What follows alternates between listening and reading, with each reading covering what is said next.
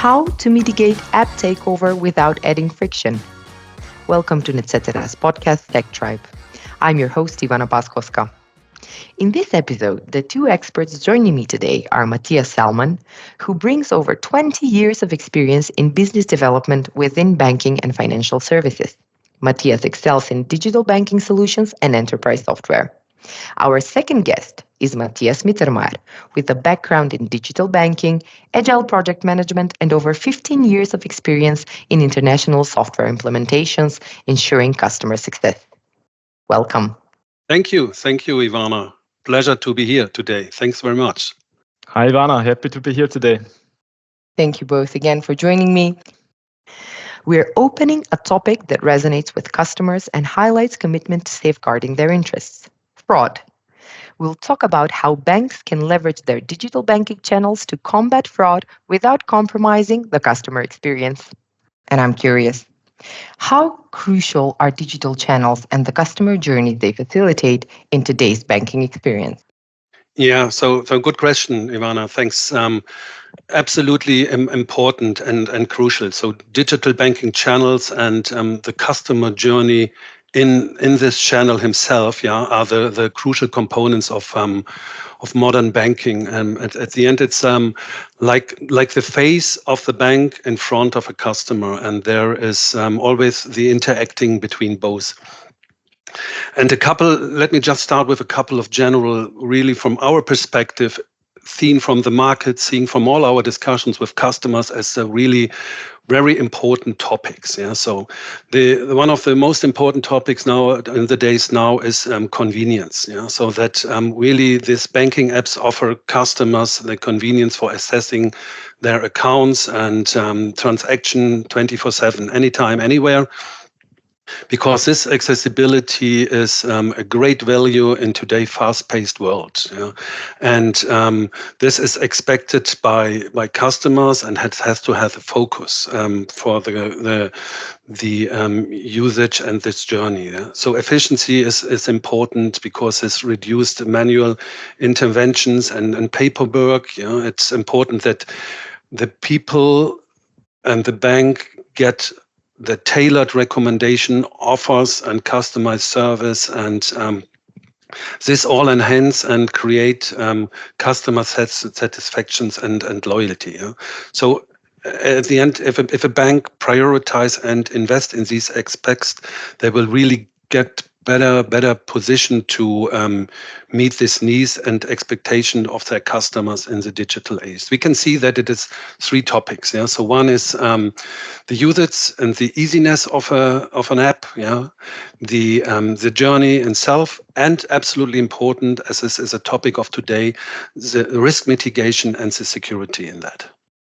Yes, and why would you say that the experiences in the digital banking channels are critical?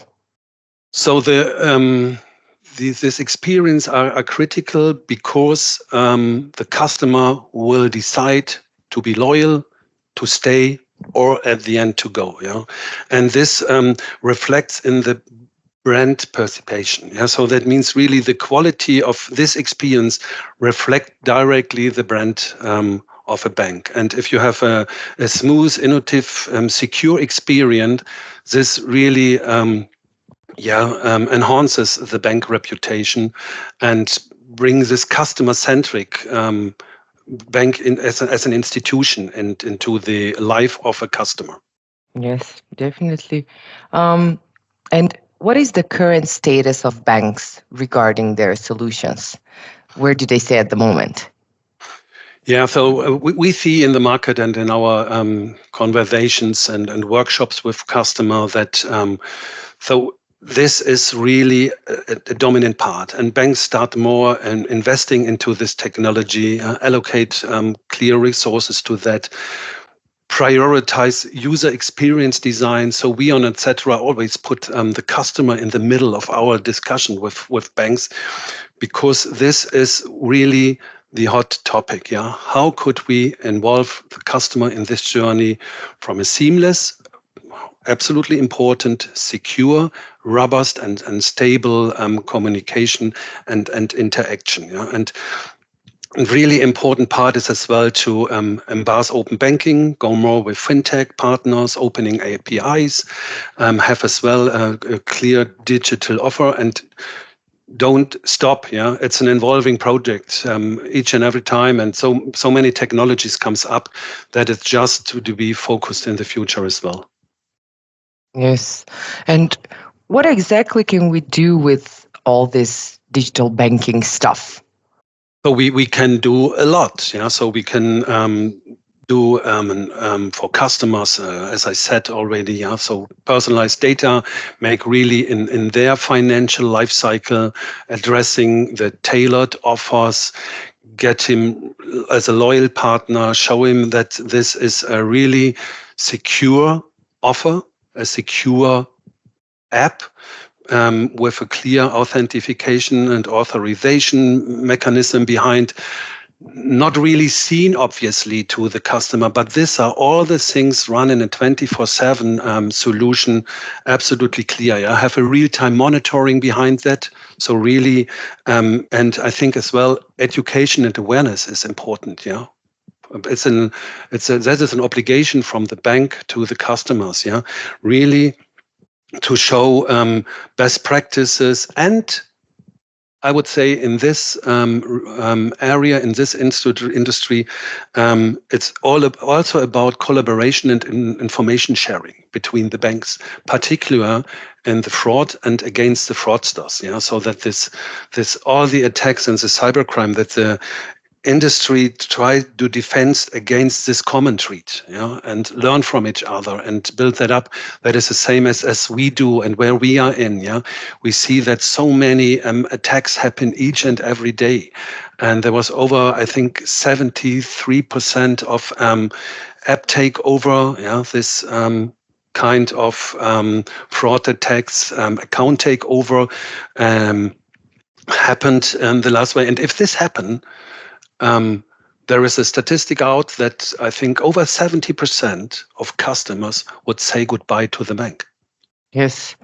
And since you mentioned it, now let's talk a bit about this app takeover and app takeover prevention module. So if you had to describe this in a single line, how can you explain what it does? I can take this one.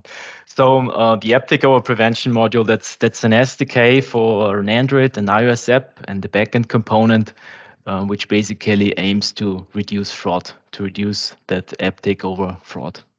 How does the SDK work, and what specific measures does it employ to achieve this? So actually, it's two measures. So what we see is typically as a second factor, an SMS ton is sent out. So instead of that SMS ton, we send out a secure link to the user. So the user has to press that link, which is only valid for a short time frame and only on the device where the registration originated. So this link is very long, it's very complex, and it's hard to share. So it's almost impossible to share it over phone, for example. Mm-hmm. Of course, it could still be shared over other measures, such as an email, for example. Mm-hmm. However, as a second security measure, we bring in a risk engine. So that's a backend component where we use the device metadata, such as the geolocation, for example, to calculate a risk score, which we pass on to the app provider's backend. So just as an example, so what we basically do is we store a history of all the registrations and logins of the user. And to give an example, if a user always registered or logged in from Germany and suddenly there is a login attempt from Russia, that would be very suspicious and increase, of course, the risk score. May I add something here? Yes, definitely. Yeah, so because as Matthias mentioned, so this active over fraud prevention module offers banks a quick and straightforward way to add this extra layer. Yeah, so just for the implementation of this security, this additional security layer, yeah, is really short, and it helps more or less the banks immediately to stop this kind of fraud and improve their experience, the good experience on customer behavior with their mobile banking app. Yes. And I suppose you already have collected some feedback about this, right? Can you share, of course, what the customers are saying about this? Yes, of course. So basically, we get a very good feedback from the market for that new product. So app takeover fraud seems to be a really hot topic at the moment. We learned from a couple of banks that they suffer from, or some of them suffer from significant numbers of loss. So it even goes to 100,000 of euros every month. So they need to react quickly. It's really hot topic. So just as an example, one of our clients is suffering currently from fraud attacks over a phishing portal. So fraudsters copied their portal and they even managed to get ranked on top in the Google search engine. And there they collect credentials, SMS ton, and even credit card data from the users. For security reasons, they claim. And yeah, it's really made in a very professional way, and it's hard to see. You can see it at the URL, but the website is made in a very professional way. And yeah, I mean, customers, they really like the simplicity of our solution, that it can be integrated in just a couple of weeks. Of course, what we often hear as a concern is that users need to press on a link. Also, banks have been educating users not to press on any links. Yeah, I can see that there's a bit of contradiction there. Right. Yeah. This is something we hear very often. However, the difference here is that the link is actually triggered by the user. So when you do the login to the app, the link is received by the user within just a few seconds. So as a user, you are expecting that link. And yeah, I mean, what we see, it just works. Users click on that link. I mean, we have this solution already live with 3 of our customers, and we see it works. And fraud could be reduced to almost 0 for those customers. And like me to add that it will not underline the way of communication. Yeah, so that means that this convenience and the accessibility stays the same, so that the customer, the end user, can go the same way and has not to learn anything new just for that. This is as well often, as Matthias said, with the 3 customers where we are supporting with app takeover solution these attacks, a benefit, as a positive feedback from customers to the bank. Do you have any final thoughts before we wrap up with this conversation?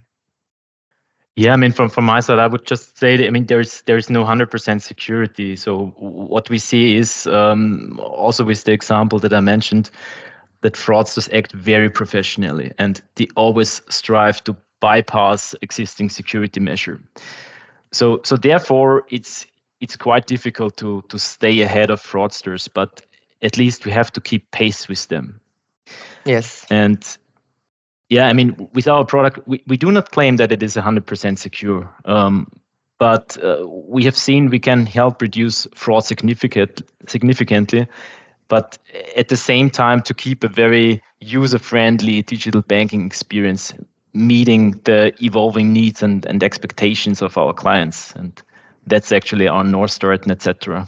Yeah, and fraudsters work as well on return of invest engagement. Yeah, so they will always go the weakest way because their aim is pure, catching money, catching really financials out of that for their own pockets. And this is, as Matthias said, security in digital banking is like an paramount importance, because of the sensitive nature of financial transactions himself, And with this solution and with other solutions we have in place, we just want to defends it by additional walls, to where a fraudster has to jump over, and fraudsters don't like to jump over too much walls to come to the money at the end. They really always try to find the weakest way, and that is one of our ways to protect it together with banks, with more walls and more protection layers. Yes, thank you both for your answers, and thank you for joining me in today's discussion and shedding some light onto this topic. Thank you, Ivana. Thanks. It was a great pleasure for us as well. Yeah, super great. Thank you. Thanks, Ivana. I think that we will continue to discuss fraud as a topic in our upcoming episodes, because this is something that is very important at the moment, both for us as a company, for Netzetera as a company, and to our customers, right? So we are a secure tech company since years. Yes. So one of our focus is exactly in this area, and we could bring a value and a benefit into that. And happy to talk together with Matthias about a couple of other solutions and market trends in place. AI is an important one as well, just to mention one. Yeah, that's a huge topic coming up. Definitely. Thank you. Thank you for sharing that. And thanks to all the listeners for tuning in. We hope we shed some light on the critical topic of digital security and fraud prevention. Remember, staying ahead in the digital age means embracing innovative solutions, as we mentioned, while also paying attention to the similar details that can make a huge difference. Don't forget to subscribe for more insightful discussions on topics shaping the world of technology and security. Until next time, stay safe and secure online.